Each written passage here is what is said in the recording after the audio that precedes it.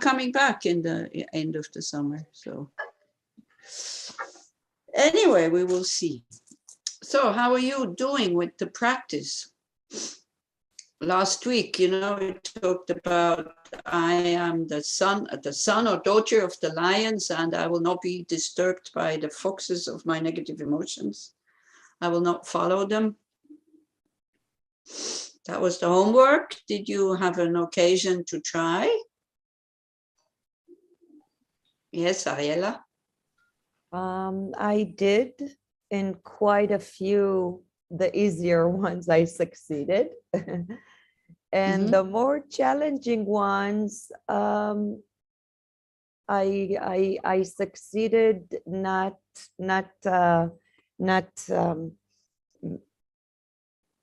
making a bigger mistake. I call it mistakes. So I felt at least the awareness. Which is very helpful.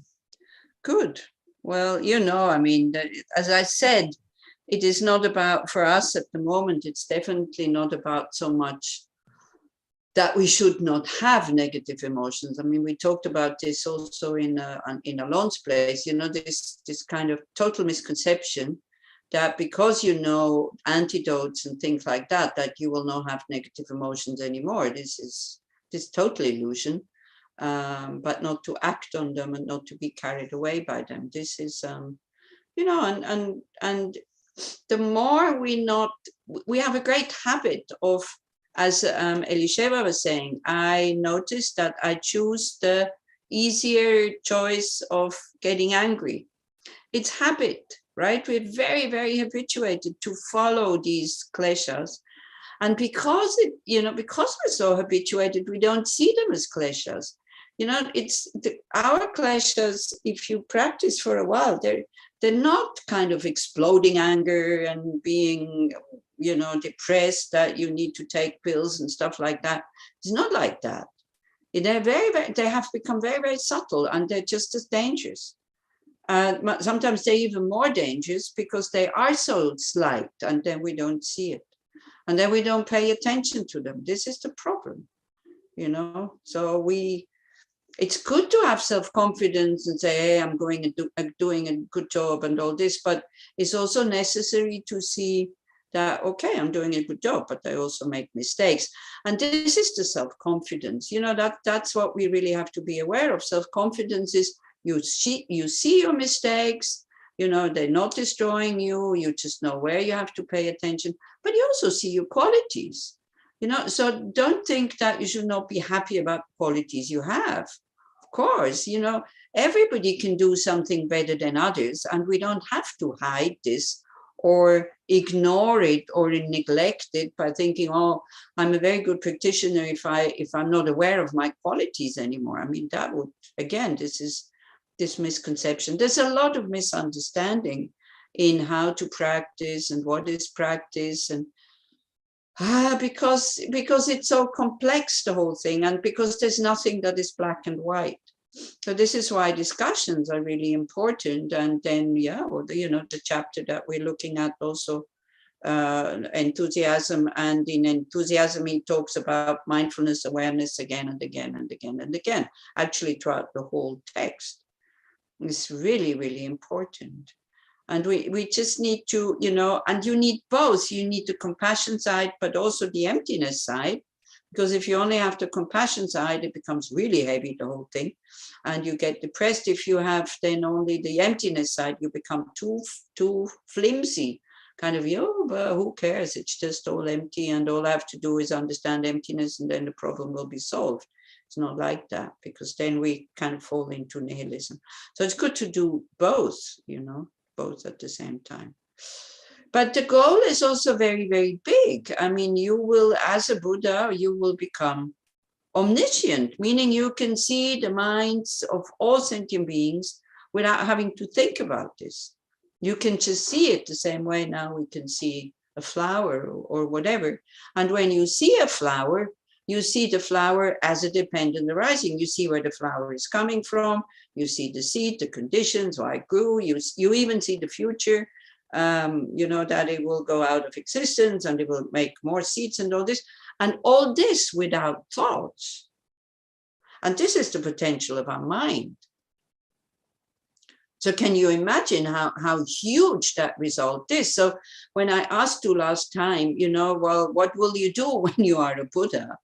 You know, it's like, it is so big that we can't even imagine how it will be. Still, it is good to kind of think about it a little bit, because what we are doing now, like these 6 perfections, it's only a Buddha who can live the 6 perfections totally, completely, right?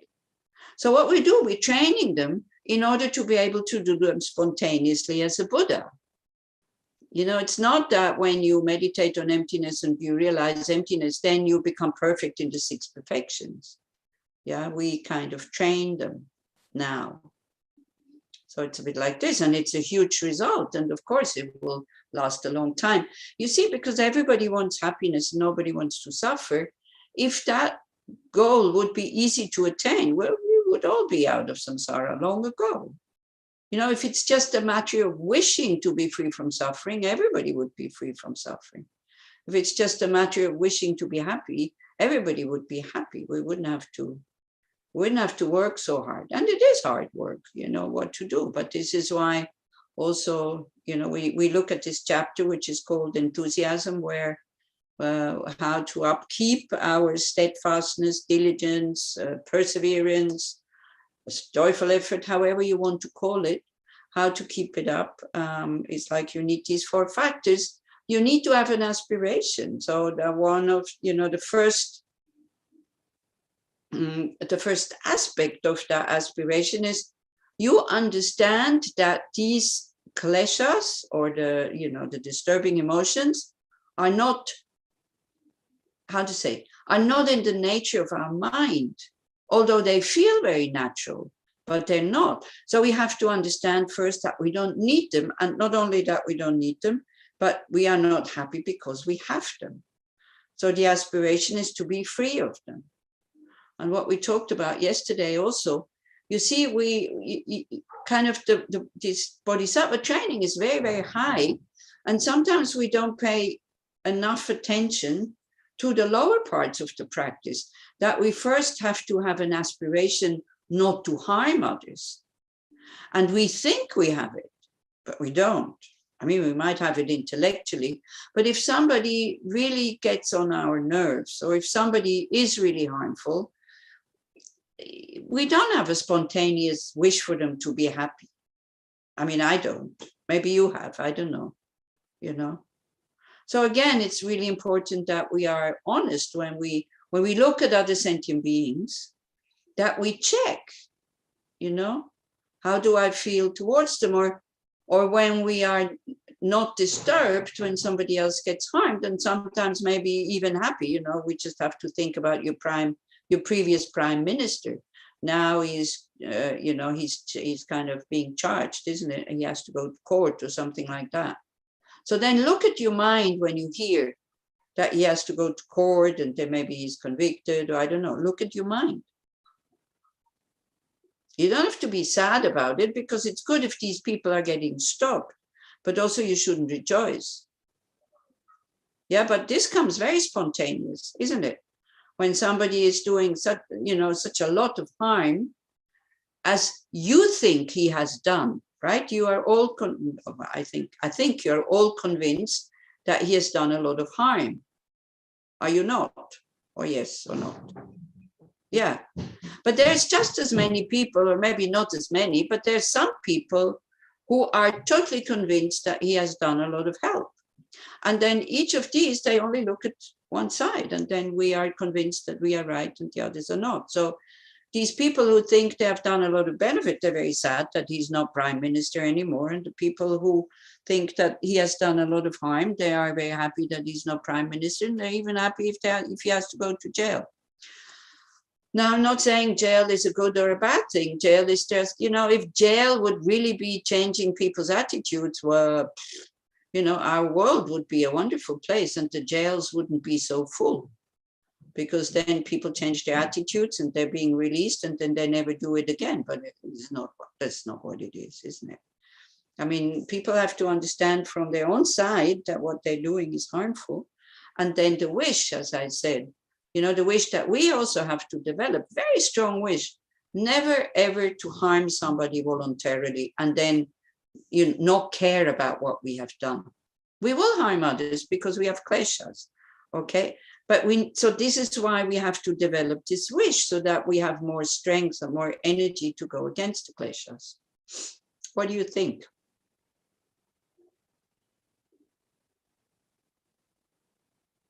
Do you ever get up in the morning with this wish? I hope I will not harm anybody today. Edward says yes. Huh? Edward says yes. Edward says yes, okay. Very consciously, you know.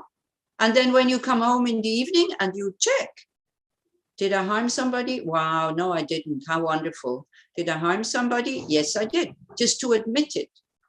And sometimes it's even just, did I harm somebody? And I have to say, yes. Whom did I harm? Myself.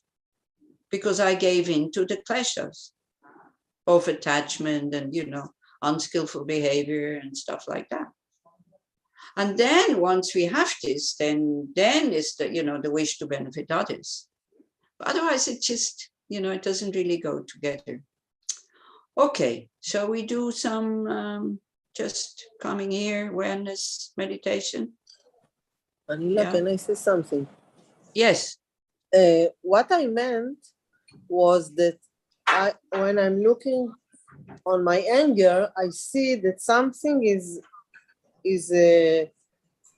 מתעורר, איך אומרים מתעורר? Wake up. Wake up in me. Uh-huh. And then you said I can't choose because anger is coming by itself, by my karma. But Yeah. when I'm looking deeply, I see that before it became an anger, I can choose to use it as an anger, this energy. I feel that if I am really conscious, because, for example, I have some clashes with my son. I want to help him and he become angry. So I become angry also. Yeah, he doesn't like me to help him. So if I make my awareness on it, I see that I have maybe one minute, 1 second, I don't know what, to choose not to make this energy to be my anger. Mm-hmm. But the energy is there. Yes. So yeah. And the I need energy to is too strong transform and it, the energy is distorting. So this is what it is, you know, this energy will arise. If you become more and more aware that you actually see that it's just, it's adrenaline. This is what it is, Yes. you know, it's chemicals. It's Yes. only chemicals. But then it goes very quick that we make anger out of it. And you see, like these chemicals, when they arise, they're there to protect us, or we see an injustice and then we have this energy.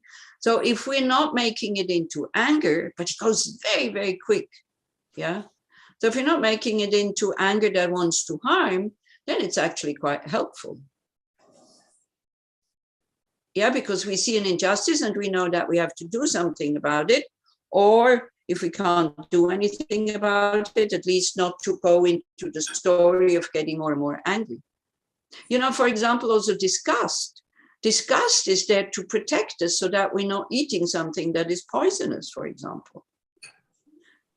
These emotions, we need them in order to survive.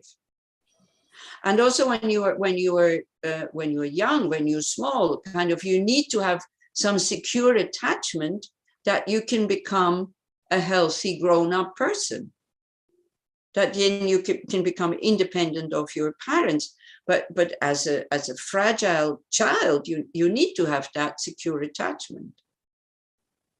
Also, as a mother or a father, I also think you need to be attached to your children, because otherwise, you know, you run off to wherever, Ukraine at the moment, you leave your small children at home and you go there because you think, oh, they need me more than my children, and you leave them behind. This for your own children is not going to be very good. Yeah. But the energy will arise whether we want or not. This is what I meant. But And this then is it what- turns into anger or whatever very, very quickly. Then it's more, the energy rises, and then if you are aware, you have a choice. But the energy arises. Yes, and this is the moment that I told you. Usually, the easiest way is to choose to become angry. This is what I meant. The easiest way is to become angry. Yeah. It's the easiest way because of the energy makes you feel like you're, but if you make you are really conscious. Sometimes he said to me something, and I decided before that I will smile when he said something to me. So then my anger up, go off of it. You see, this whole thing about a very good antidote to all these to the kleshas is that we relax, because they make us very tight and very tense and very small.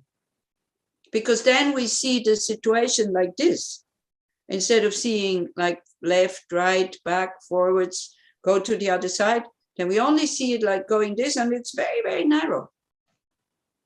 And we feel how narrow and how small actually we become in our chest. This is another good thing to observe, just to observe. You know that when this energy is not there, you're quite okay. You're spacious, you're open, you're happy. And the moment the energy comes, you become very constricted. It's like drinking coffee. Drinking coffee is doing what? It's make my adrenaline and my heart is beating more quickly.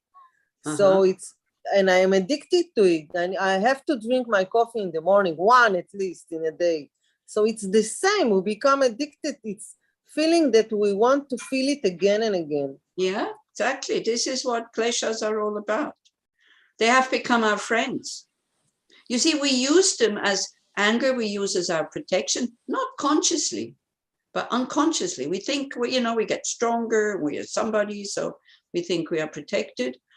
How to say, attachment is kind of saying, go and get the thing, and then you need to hold it and not let it go, and then you will be happy forever after.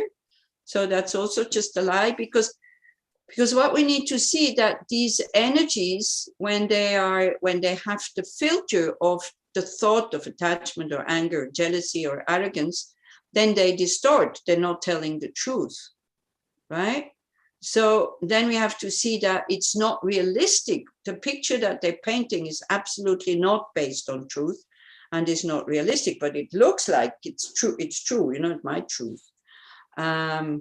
So then we have to, it's good to be able to take away that filter that they are protecting, and to see that anger is telling me, get rid of the person that has harmed you. Okay, so that's what it says. Then the person goes, or we kill the person, or I don't know, we do something. But then the anger of what the person has done to me is still there, even if the person is not there anymore. So then with this anger, we're destroying our peace of mind that we think we will get when the person is gone. But it's us who is destroying the peace of mind. It's not the person. But anger is saying, you are not feeling good now because of this other person. But what is happening, I'm not feeling good because I have a wrong view of it's the person's fault that I feel like that. So these kind of stories is really good to observe while you are in the anger. Afterwards, you see, when we start to reflect on these things, when we're not angry anymore, then it seems as if we have understood, but we still don't have understood how anger feels and what the story that anger tells and all this. It's good to observe it in somebody else when they are angry, because then you can see the exaggeration and only seeing one side, and not seeing the whole picture, or while you are angry. And the more we train, at the beginning, it seems totally impossible. But the more we train, all of a sudden, it's like, it is as if the light comes on and then we see. And then it's such a relief, because then the klesha kind of falls apart. Yeah. but only when we recognize the story that it tells us while we are angry. You know, when we are discussing like this and you kind of, this memory is coming, it's never as strong and never as clear that it's lying than when we are in the middle of it. So this is where we have to apply the awareness, is when the klesha is there, to examine it. Okay. Okay, so then we can do some awareness meditation because we have to train it. And so you just sit with a straight back if you can, if at all this is possible. As always, with a very happy mind, that we are able to sit comfortably, relaxed, that there's not too much pain in the body, that we can breathe freely. You know, we all take this for granted. It's absolutely not sure that we will be able to do this tomorrow. And then open up. You can see, like, when we become aware of all the good things that we have, we kind of naturally relax and we open up, become spacious. And then we're not putting any pressure on ourselves. We know we have to apply effort, but we're not putting any pressure. So it's kind of a balance we have to find by putting effort, but not too much. Again, the reason why we are doing this, in order to recognize the kleshas while they are still small. So then they become like, we are the lion and they are the foxes. We are not afraid of them. They're not attacking us. They're not winning the battle. So we have a reason to do this. So don't have as a reason to do meditation because you want to be happy. Because it's not going to work like this. I mean, happiness can be a side effect, but that's not the reason. The reason is to recognize when our mind is going into the mode of exaggerating, being out of control, not caring about others, when love and compassion are totally covered and not operating anymore. That is the reason. That's the aspiration. Understanding that these kleshas, this is the thing why we are not happy.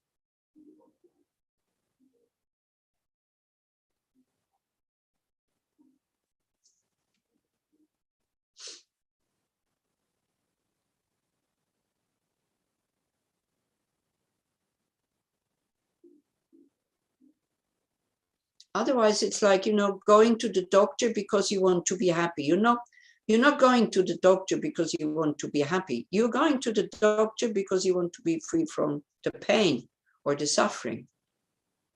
And you understand that at the same time, when you are free from the pain, then there will be happiness.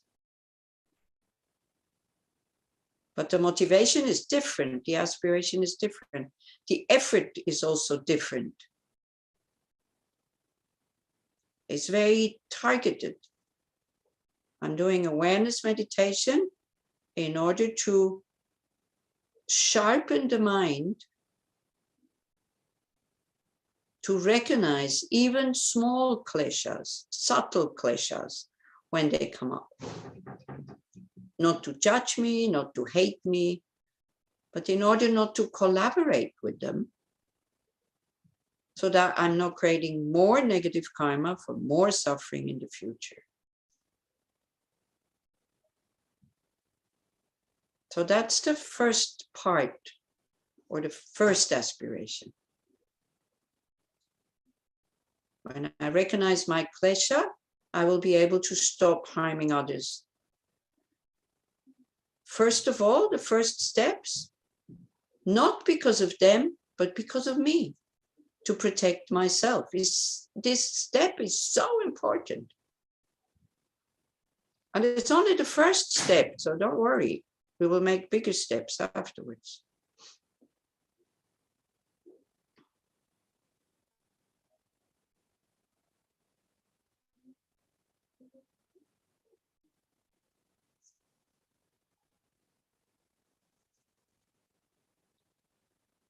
So next step is, well, how do I know that I can kind of eliminate my kleshas?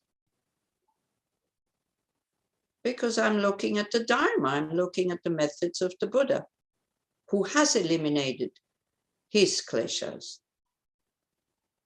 As he very clearly stated when he first started teaching, that he said, this is the first noble truth of suffering. You have to recognize it as suffering. I have recognized it.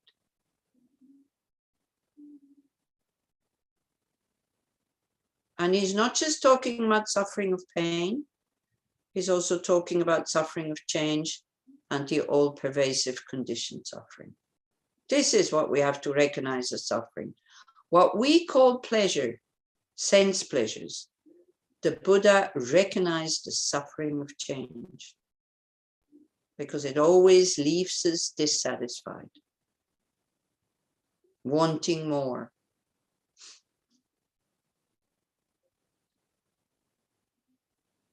He also recognized that with this body and with this mind, we carry with us 24 hours the potential to fall into the suffering of pain.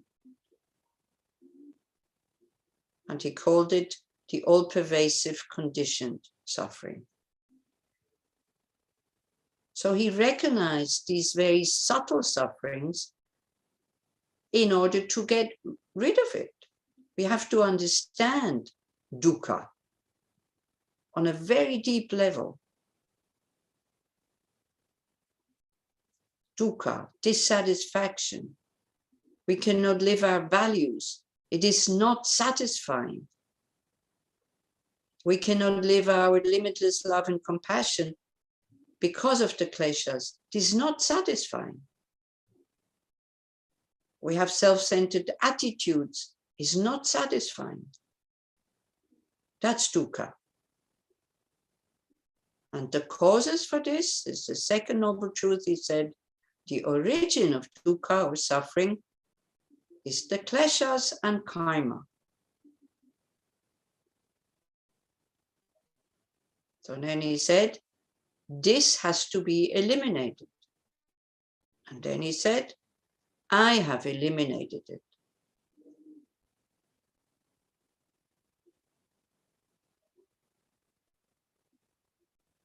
Then he said, this is the third noble truth of cessation of suffering and causes of suffering. We have to actualize cessation. I have actualized it. The fourth noble truth, this is the fourth noble truth of the path. One has to practice it. I have practiced it and brought it to completion.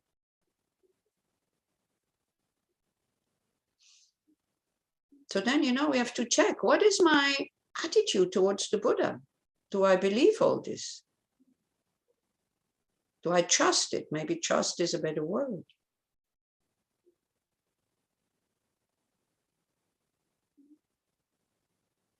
Am I enough fed up to be in this unsatisfactory situation? Or do I just console myself and say, oh yeah, but life is beautiful. There's so many pleasures and so many nice moments. Yes, it's true in this life. But what about next life? We don't know where we're going to end up. And if we look, it is to have nice moments, to have good moments. Very often we need a lot of conditions. We need our senses to make contact with beautiful shapes, colors, nice smells, wonderful sounds, smooth touches. And what's the other one? Smells. Anyway, these 5 objects. In order to have sense pleasures, our senses need to make contact with them. So we have to run after them again and again and again. It's not satisfying. We want lasting satisfaction. We're looking in the wrong place. So when we are enough fed up with this, then we have the aspiration or the wish to be free from suffering and the causes of suffering. When we have understood what the Buddha says, how deep it goes, how subtle it is. So that's the first part. Then the second part is, but I'm not doing that just for myself. But first I have to have a strong wish for myself to be happy. And only then we open up and think, wow, everybody has Buddha potential. I want to guide or inspire all other beings without any exception, so that they can also actualize to be free from suffering and the causes of suffering. For that, I have to attain a state of full awakening, so that I realize reality as it is, and then I can really show it to others. In the meantime, I can be kind, I can be gentle, I can be generous, patient, enthusiastic, concentrated, and train my wisdom. But that's not enough. Training is not enough. I have to attain a state of a Buddha. And this is what the Buddha is offering us at the moment. The methods to attain peace and freedom from kleshas. In order to do that, we need to have a mind that is relaxed, stable, and clear. So I leave you 10 minutes without saying anything, so that you train that. You choose your object of meditation, your object of focus, that you let the mind rest on this object. Can be your breath, can be the image of a Buddha, can be the nature of your mind. If you do open awareness, be careful that you're not doing open thoughts. If you're thinking, be aware that you are thinking, and then watch what's happening.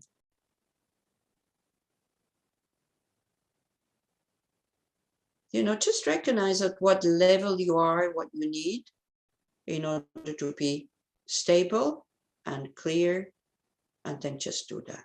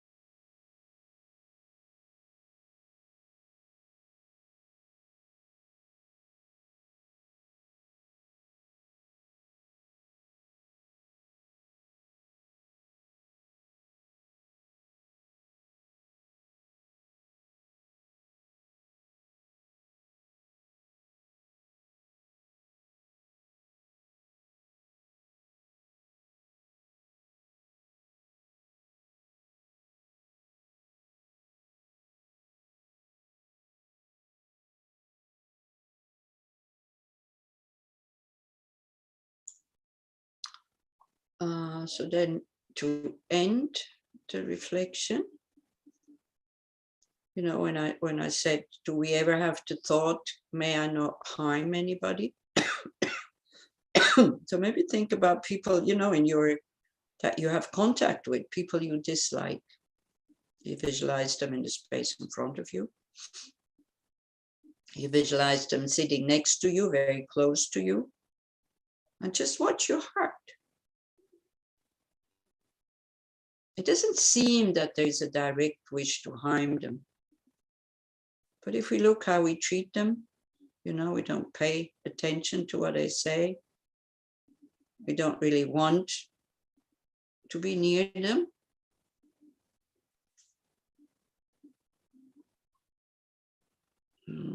If we can help them, if it's not in a professional way, then we kind of don't put that much effort. It becomes very difficult and sometimes absolutely no interest. So then just, you know, apply that thought to these specific people, because those are the people that we're not harming them directly, but we're also not paying too much attention how we treat them. And then so we should think,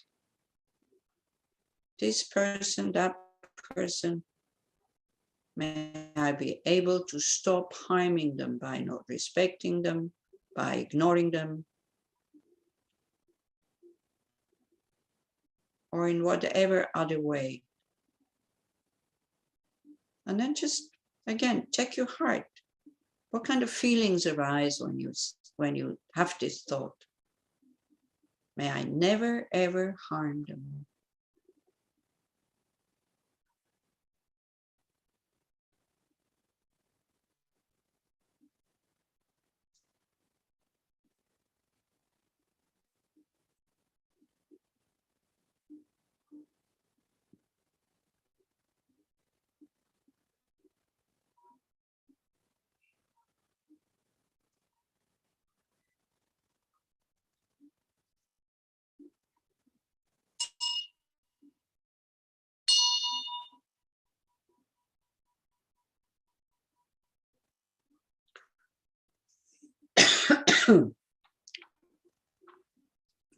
Okay. Again, important is that when you have these thoughts, you think about these people, we see how we treat them, that you're not feeling guilty, because guilt has nothing to do in this whole thing.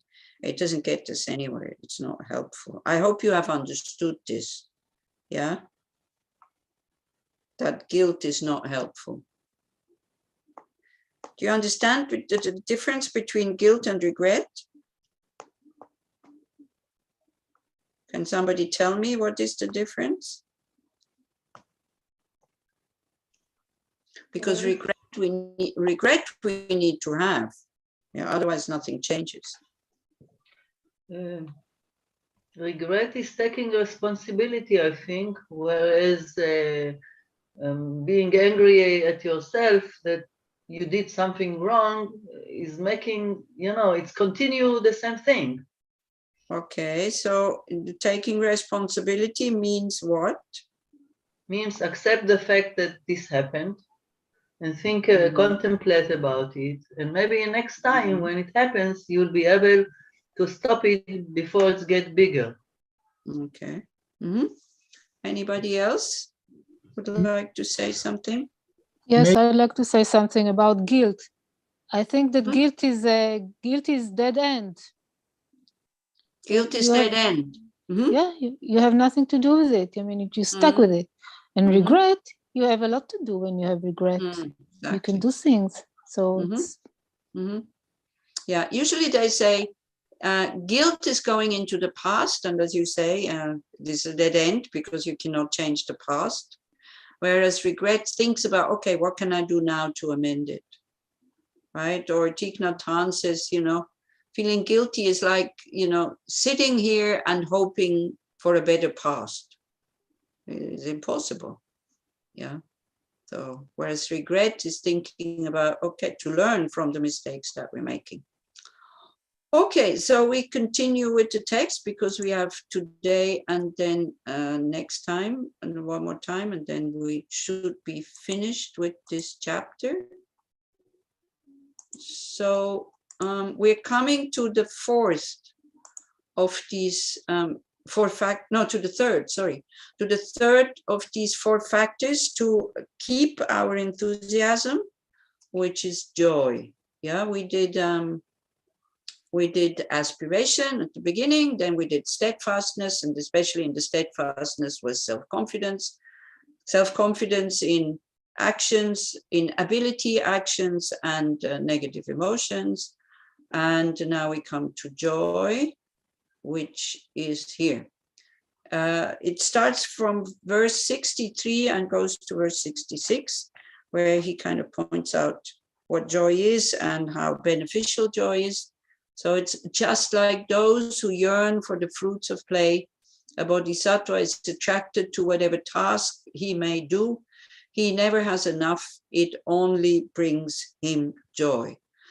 So the fruits of the play, I think it's more just the play itself. Sometimes, sometimes the translations are a bit different in certain verses.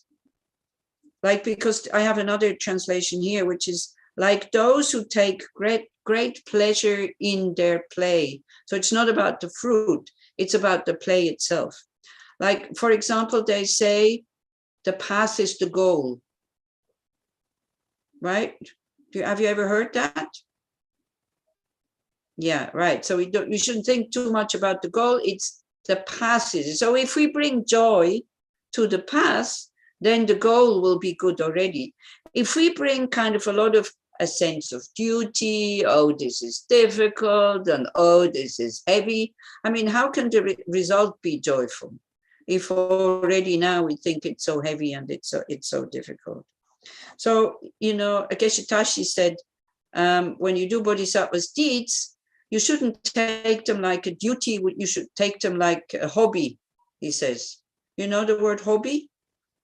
Something you do voluntarily in your free time. So you see, your hobby can be very difficult. Like my hobby was skiing, which is very dangerous because I did break bones. And climbing, that's even more dangerous because you can lose your life. And it's hard. I mean, it's difficult on the body. But because I did it voluntarily, then I had great joy by doing it. Do you have hobbies like this? That somebody else would say, are you crazy? Why are you doing this? It's so much work. It's so much hardships.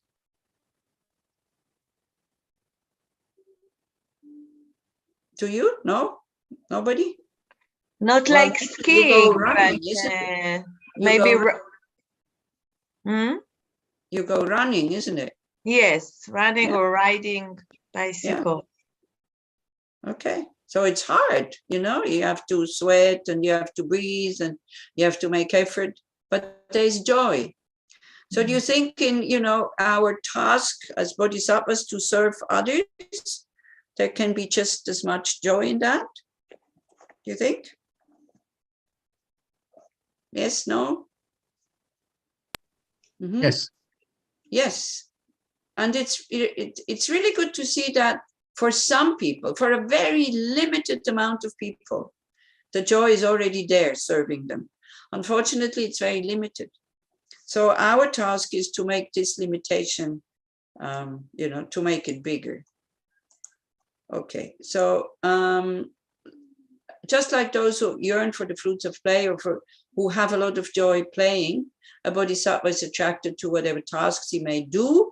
He never has enough. It only brings him joy. What are the tasks of a bodhisattva?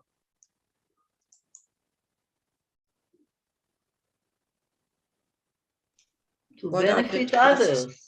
Huh? Benefit others. Can you be a bit more specific? To help others to be free of suffering. We're very clear here what the tasks of a bodhisattva are. To bring others to the realization. Finally. This is a Buddha. This is a Buddha. We're not Buddhas yet. We're only Bodhisattvas. Are we? Yeah, I mean, me. I know. Well, I'm not even sure if I'm a Bodhisattva. Definitely not a spontaneous one, but sometimes a contrived one. The 6 perfections.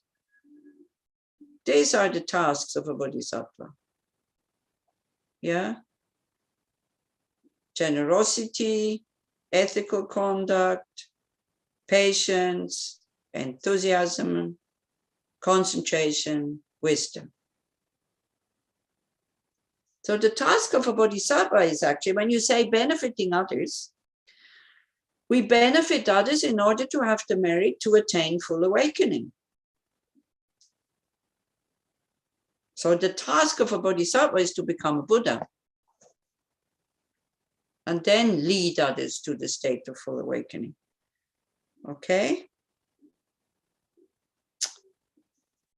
Is that clear? So maybe here, maybe here it talks about the fruits of play, because the fruits of our tasks will be that we will attain full awakening. And full awakening is for the benefit of myself and for the benefit of all others.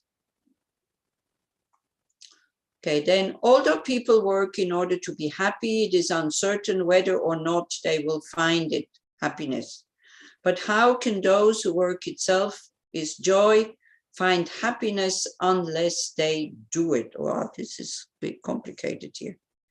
Although people work in order to be happy, it is uncertain whether or not they will find it. This is clear, right? Everybody, has a good education, studies at university, wants to have a good job, is trying to find a partner, is having children, is having hobbies. Why? Why are we doing all this?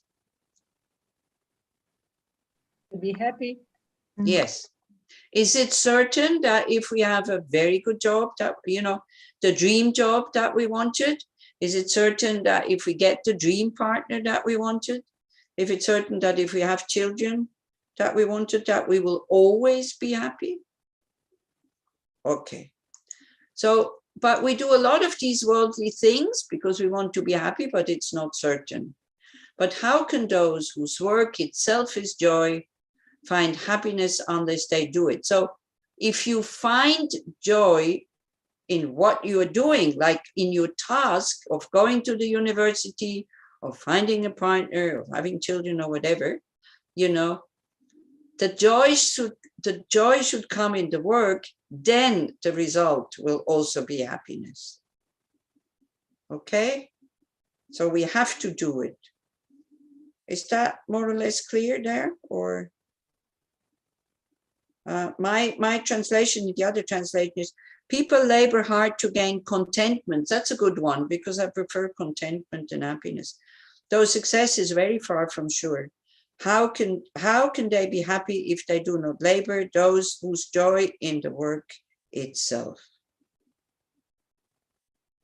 So you see, again, when we compare how much energy, how much resources, how much time, and how much effort and hard work goes into attaining samsaric stuff that we have to leave behind. Your diplomas you will have to leave behind at the time of death, your partners, your children, your possessions. So then, and then when we compare, that how much effort do we put into attaining like lasting contentment is kind of, yeah, I mean, I don't want to say to you, you put a lot of effort into worldly stuff and very little effort into spiritual practice. You have to find out yourself. I can only talk for myself. Yeah. Because most of the time we have to do a lot of things in order just to have, a life that is not full of suffering. We have to eat, we have to kind of, wash the body. We have to do some mental hygiene also with meditation and all this, just to have a little bit, just to ward off the suffering that comes. Yeah. So when the motivation very often is very short-lived. If you look at our aspect, why do you eat? Do you eat with the motivation, I'm going to eat now to have a healthy body so I can continue to do the Bodhisattva's deeds spontaneously? No, me neither. You know, I even say the prayer sometimes to offer the food and then for the benefit of all sentient beings, blah, blah, blah. So it's very often it's only blah, blah, blah. And so this is why it's really nice that I have people that I lead to kind of in this prayer to do the offering the food, because then I have to give some explanations and then I think about the right motivation to eat. Or just looking at the food and saying, thank you to all these beings who are involved in making the food. I mean, how many times do we do it? Not very often. So maybe I should say, how many times do I do it? And then you look how many times.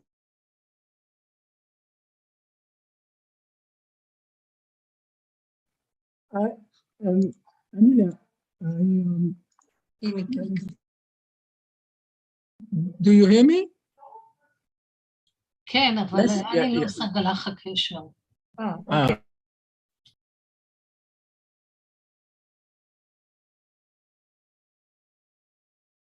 הדרום הרחוק, רחוק. מאוד קר שם עכשיו, זה באמת קפה. איפה היא?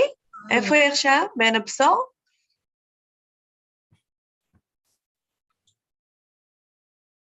נראה שאין שם אינטרנט. אני כרגע עם בעיית מצלמה קלה, אני עובדת על זה, נראה לי באמת שהיא התנתקה. אני אכתוב לה בוואטסאפ. כן. היא בטח התנתקה.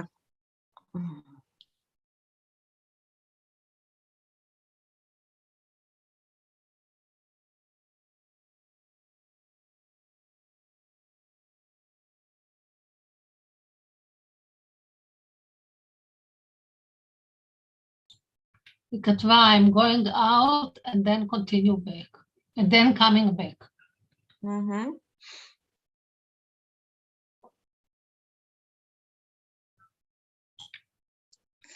היה ממש כיף להיפגש מחוץ לריבועים, חלקנו. נכון. בשישי זה היה משהו. גם ביום שני. נכון. יום שני בנס ציונה היה ממש... כן, את אנילה בנס ציונה. ומחר גם יש איזה מפגש בערב? לא יודעת. אצל תמי משהו בזה? רציתי לשאול אותה. יש באתר. יש באתר.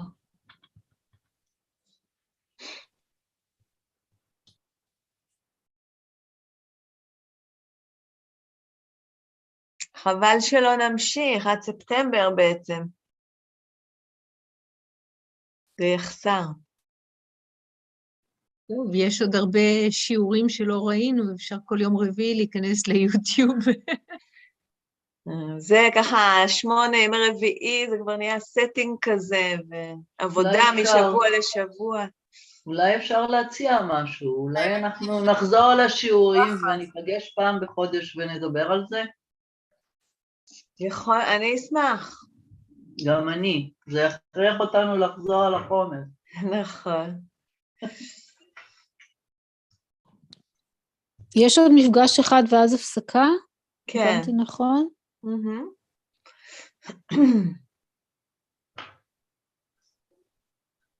אז אולי אפשר שיהיה לנו, כאילו אפשר שנתכתב בוואטסאפ הזה שאת משתמשת בו? אולי באמת נעשה את זה, זה יהיה נהדר אני חושבת. איזה וואטסאפ? יש וואטסאפ של אני לוסנג שאנחנו מעדכנים כשיש אירועים ודברים. מי שלא נמצא שם יכול לשלוח לי את המספר סלולרי ואני צריך... הנה אני שולחת לך עכשיו בצ'אט. בסדר. אני גם לא נמצאת בו, נכון? אני אבדוק, אבל לשבת תשלחי לי את המספר שלך.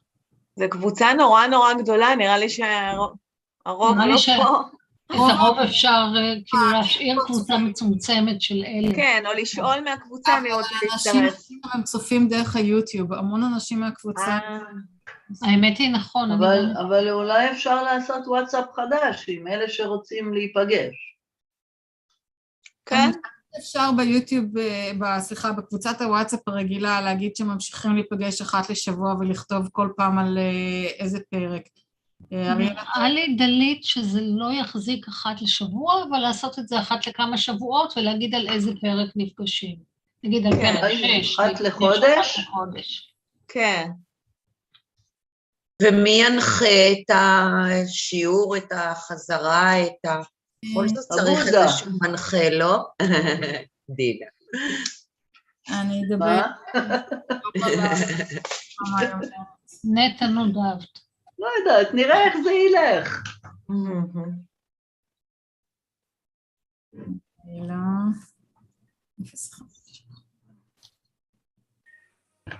ספרו קצת על הסוף שבוע, לא כולנו יכולנו להגיע. לי בתור פעם ראשונה היה מאוד מאוד נחמד, חמים, נעים, אני מאוד מאוד נהניתי ומקווה לעוד הרבה פעמים. איפה זה היה? במונש? כן, היה רק יום שישי, לא סופש. היה רק יום שישי במונש. כך מיוחד במונש הזה. יש משהו נורא מיוחד, שכולם נמצאים באותו חדר ועם המורה, יש איזה וייב אחר, זה לא כמו בזום, כאילו מרגישים את זה. מרגישים את זה, אז עצם אפילו שנמצאים באותו חדר, זה כבר מרגיש אחרת. אני מאוד שמחתי שנסעתי. כן. היה לי ממש טוב. לצערי אף אחד לא בא מהגליל המערבי ואני לא נוהגת, אז לא יכולתי להגיע. אבל שלא באה, את לא יכולת להגיע אליי. איפה את גרה, דלית? בקיבוץ סער, זה בין נהריה ללבנון.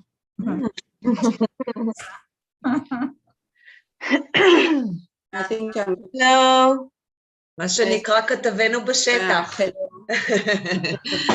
So I put on the hotspot and then I had to close the computer because then, and it says the internet is not stable, so it comes again, so it might be going again. I mean, this is one of the reasons that I said I want to stop these Wednesday evenings, because I will be constantly somewhere else, and this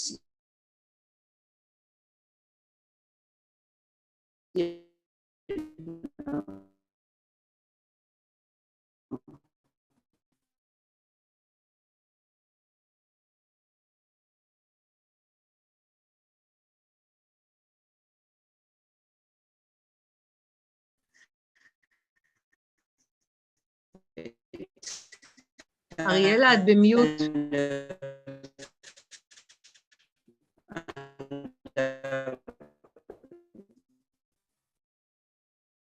כן, היא עוד פעם נעלמה לנו, נחכה.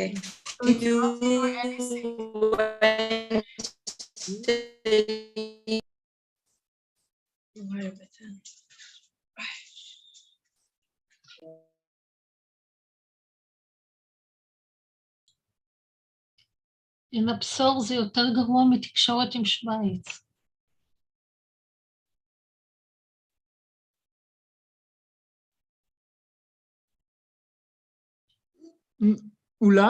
אולי בינתיים אנחנו יכולים ככה לחלוק בינינו תשובות לשאלה שאני לא שאלה.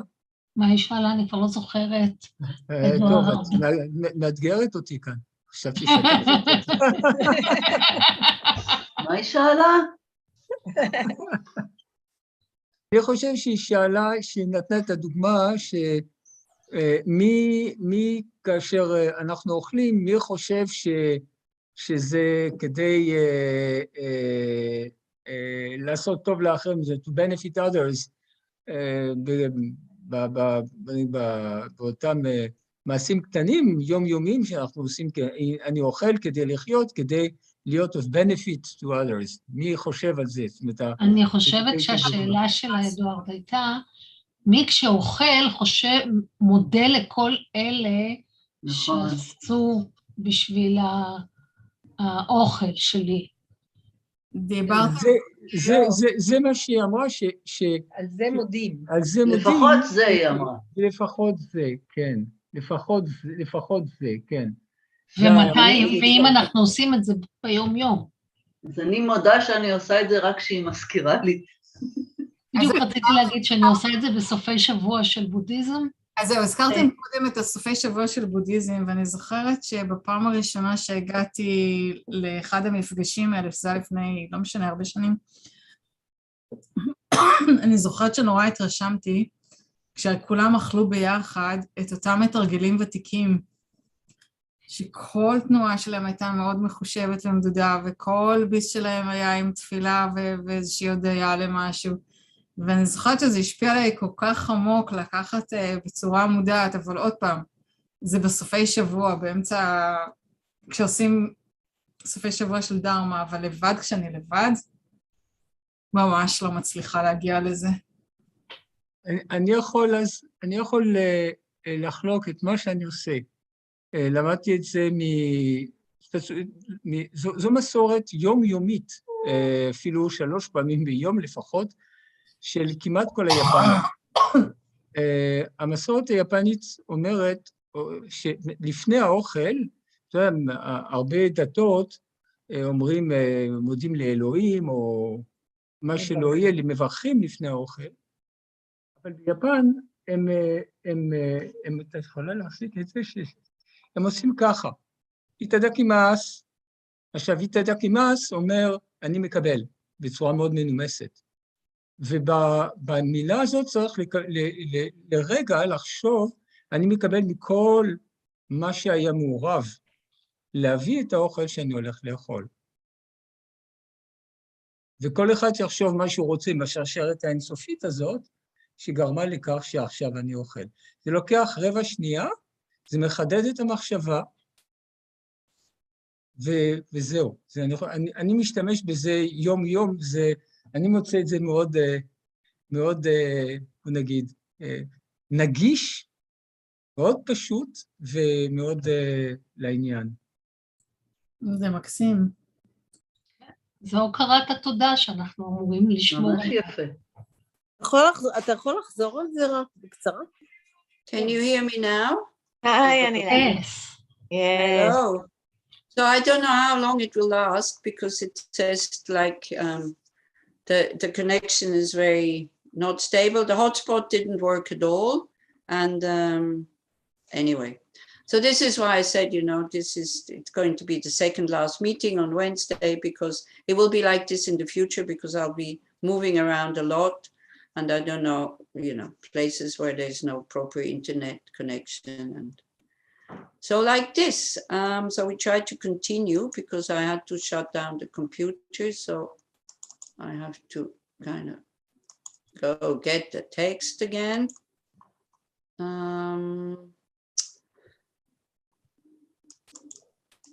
So did you have a good discussion while I was gone? Hello? Yes, we did. Very good. There's not many verses left though, so we're still with the joy. I found the text.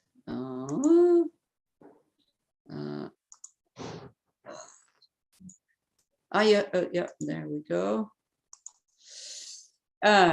So then, although people work in order to be happy, it's uncertain whether they will not find it. So then again, just showing us that, how we put a lot of effort into just worldly stuff that we have to leave behind. And we can also put some effort into joyful effort into doing things for enlightenment. Then if I feel that I never have enough sensual objects, oh, this one is great, which are like honey smeared upon a razor's edge, then why should I ever feel that I have enough merit which ripens in happiness and peace? So, we try to create a lot of causes in order to have sensual pleasures, isn't it? We have to, we go to the beach, we go to the mountains, we go in another country, we prepare food, we kind of, like in a very complicated way. We do a lot of things. We go to the theater or we learn to play an instrument. And all these are sensual pleasures, which give us some good feeling. But the problem is, it is like licking honey from a razor blade. Have you ever heard that? Yeah, right. Have you ever heard that expression or that? You've never heard. Okay, so when we are addicted to honey, we're addicted to pleasant feelings. That's the honey, that's the sweetness, right? So, but what it does, it increases our attachment because it always leaves us dissatisfied. You see, if sense pleasures would be satisfying, we would have to experience them one time, and that's enough. But we have to repeat and repeat and repeat and repeat, because for sense pleasures, your senses need to make contact with the object. If you remember having had the object, what does it do to you? Like, you don't have direct contact anymore with the music, the beach, the mountain, the person, the food. The memory of it, what does it do? Craving. More craving. And that's the razor blade. Yeah. So we feel the sweetness of the honey when we lick it, but it leaves behind the wound, longing, yearning, again for a pleasant feeling in sense pleasures. And they will not stay. They're very fickle. And even the same object will not give you the same good feeling all the time. Right? You get fed up with it. Like, if I remember, with the skiing, you go skiing a very early morning, kind of with a lot of joy and a lot of pleasure. But at 3-4 o'clock in the afternoon, you're tired. The feeling of pleasure is not the same anymore. And it's the same, I guess, for everything, They say if we would have to experience the pleasure like 24 hours a day, we would get so fed up with it, it would become torture. Yeah. So this is what it means. So why we are longing for peace and happiness and contentment, but we're looking in the wrong place. So why are we not? Because we had all these teachings. Why are we still looking in the wrong place, and why can't we look in the right place? Yeah. Then why should I ever feel that I have enough of the practices or the actions or practices or things that produce lasting happiness, which is the 6 perfections? Why am I ever get fed up with my Dharma practice instead of being fed up with going to the beach? Yeah. Then why should I ever feel that I have enough merit which ripens in happiness and peace? We keep licking that razor blade. We never have enough of sense pleasures. Nobody ever says, oh, I had enough pleasures. We look for more and more and more and more. So we're looking in the wrong place. We should look in a different place. Thus, in order to complete this task, which is enlightenment, I shall venture into it just as an elephant tormented by the midday sun plunges into a cool, refreshing lake. So we should feel the yearning that we have for contentment, peace, and happiness, just like an elephant feels the heat. And then when we jump into the pool, when we do the right things in order to attain enlightenment, then we feel the relief of the heat or of the thirst. Yeah? This is the joy, like the joy of being able to practice so that we then can have lasting peace and lasting contentment. Okay, so this finishes with the joy, right? Why it is important to develop joy. You might hear the dog. So this is another factor. Sometimes I am with people who have children and dogs and all this. So, it's quite difficult if you don't have your own place to find a quiet place to do Zoom teachings. Okay. So then we come to the fourth factor, which is moderation. When my strength declines, I should leave whatever I am doing in order to be able to continue with it later. Having done something well, I should put it aside with the wish to accomplish what will follow. So we have to be careful that we're not having a Dharma burnout. So when you feel that it's getting like, oh no, I don't want to do this teaching, I don't want to do this practice, I don't want to sit down on my cushion. This really is a good time to stop and to rest. And then to go for sensual pleasures, it's okay. But to go for the sensual pleasures as a remedy, as a medicine, until the wish to practice again comes back. And you all know, with the meditation, they always say, you should stop while it still feels pleasant. When you do it alone, when you do it in a group, what you learn in a group is you learn the discipline to keep going, because you have the energy of the group with you, and out of consideration for others, you're not just getting up. But when you're doing meditation alone, which you have to do, it's not enough only do meditation when somebody's guiding you or in a group. It's really not enough. I'm sorry to say so, for transformation.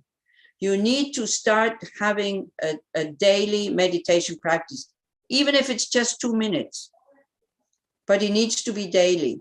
Okay, I mean daily, maybe 5 days in a week, and then you skip 1 day. But really, if possible, daily, even if it's short. And this is such a good advice. Don't make it too long that it feels heavy. If you go to a meditation retreat, that's different, because there you learn how to push with the energy of somebody guiding you and with the energy of the group. Because otherwise we get burnout, and then we are fed up, and then we don't, we give it up altogether. So what do you think about this one? The moderation, the rest.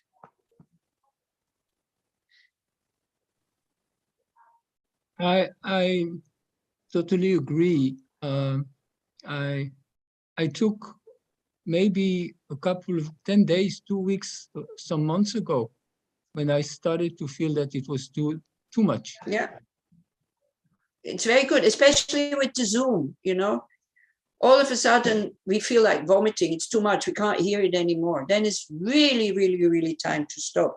But to stop with the wish to be able to continue later, not to wait too long with the stopping and say, oh no, thank you very much, never again. I really had enough. Yeah, and this can happen to quite a lot of people, when they, for example, they come to India and then they take a lot of initiations, because everybody does. They get a lot of commitments to do every day, then come back home, and then it just becomes too much. Yeah, because you have to do, maybe you have commitments to do 1 or 2 hours a day. You have your job, maybe you have your children, you have your family, and then it just becomes too much. So be careful. Really, before you engage in something, also try to see, am I able to do it? Is it not too big? Especially when we talk about tantric commitments. Is it not too big? Can I do it? And, will I be able to remain will I be able to retain the joy? Yeah. So don't feel guilty about taking a rest. But then also, with time, with the practice, and this is why meditation and practicing shamatha is very, very important. Because the state I'm at, I need sleep and I need rest. The more concentrated your mind is, the less sleep you need, the less food you need, the more time you have for your Dharma practice. Because the body regenerates itself, and the mind, especially the mind, regenerates itself while it is concentrated, because it's not distracted. You see, we get so tired because we do so many things and we're so distracted. And then we really get tired. I haven't finished yet. I'm coming in 2 minutes. Yeah. You want to come and say hello? Hello. Nala, you want to come and say hello? Valley. Look, here's Nala. Nala, say hello. Hey, שלום יקרים. ויקרות. Anyway, so this is where I am. It's a wonderful house, but it has a lousy internet connection. I fell out. This is closed. Oh, it's because but now it's too late. Now we found it. I had to leave the door open. Anyway, so so taking a rest is fine, is okay. Yeah. It's part of your practice to understand moderation. Do you think you can assess that yourself when you need a rest? Yes. Maybe too much. Yeah, maybe too much also. So this is why, find the balance. Find the balance. And really, this is why, thinking about the benefit of bearing the hardships of the practice is so necessary. Because then the mind gets generated and it has interest. And then it starts again. But don't get attached to the result also. The result will come somewhere down the line. Just try to generate that joy that he is explaining, the joy of being able to do the practices. Having a sangha, having a place, having teachers, because we all saw for 2 years, the Rinpoches, Geshes, they didn't come because they couldn't. Yeah. So we shouldn't take, maybe all of a sudden the Zoom will collapse, or I don't know, or no more electricity, or no more internet and all this. So while we can practice, we should we should not take it for granted and feel very joyful. So when my strength declines, I should leave whatever I'm doing in order to be able to continue with it later. Having done something well, I should put it aside with the wish to accomplish what will follow. That is also very important. This is the last verse we do for today anyway. When you are good at something, then we love to do it, isn't it? And we don't want to do the other stuff, like that goes with the Dharma practice. So that's another thing we have to assess. When we think, okay, impermanence, now I understood, that's fine. Talking about death, doing death absorptions and all these kinds of things, this, I'm really good at it, I got it. Now I go to emptiness or to compassion or patience or whatever. And then it's like having a new pair of shoes. Maybe the mind is excited to have something new, but the shoes still hurt because it doesn't come easily. It's not flowing. Yeah. So then this is another thing we have to check and we have to see. When I'm good at something, then I go to the next one, which is more challenging. And the joy also of a Bodhisattva is the joy of having challenges also, not to be too content with what we can already do. Okay? Okay. So we stop here and then we finish the chapter. The chapter has 76 verses. So, we finish them next Wednesday. I will be in Tel Aviv. So then the internet connection should be a little bit better. Although it's also not good where I am. Because I'm in the room at the back of the apartment. But this will be then the last Wednesday evening. So thank you very much for being patient. And homework, what do you want to do homework? Joy, right? Whenever you do a Bodhisattva deed, and the Bodhisattva deed only comes when the aspiration of it being a Bodhisattva deed is there. I'm doing this in order to attain enlightenment for the benefit of all sentient beings. So whenever you feel consciously you're doing a Bodhisattva action, not just throwing a coin to a beggar or just even giving it, really think, at one point, may I give you Dharma? Or when you eat, I am eating now so that I have a healthy body, I continue with the practice. When you sleep, I'm going to sleep now because at the moment I still need sleep to regenerate. So, but I will continue to practice. So at one point I live off the food and rest of samadhi or shamatha. You know, like this. So you can integrate. And then the mind kind of slowly puts into that direction. So try to do this, that whatever Bodhisattva deed you do in this week, then you think, wow, great, joy. I have just created seeds for full enlightenment, which is contentment for myself, free from suffering and causes of suffering for myself and all other beings. So we dedicate the positive energy that we did generate for our own benefit, so that we will attain enlightenment really, really quickly, and also then can lead or inspire others to stop harming others, to create positivity, to develop their compassionate wisdom, that we all have the potential to do so. And then, suffering will be finished and everything will be okay, because the potential is definitely there. But we also dedicate for all armored conflicts to stop as soon as possible. All the leaders, all the oligarchs, the rich people, the people who work in economy and all of scientists, all this, may they kind of apply their mental capacities that they have in order to create peace and happiness instead of destruction, war, and suffering. Thank you. Bye. Thank you. Thank you, Manila. Yeah. Good night. Good night. Thank you. ביי. ביי ביי, להתראות. ביי. להתראות לכם. להתראות. ביי, לילה טוב. לילה טוב. לילה טוב.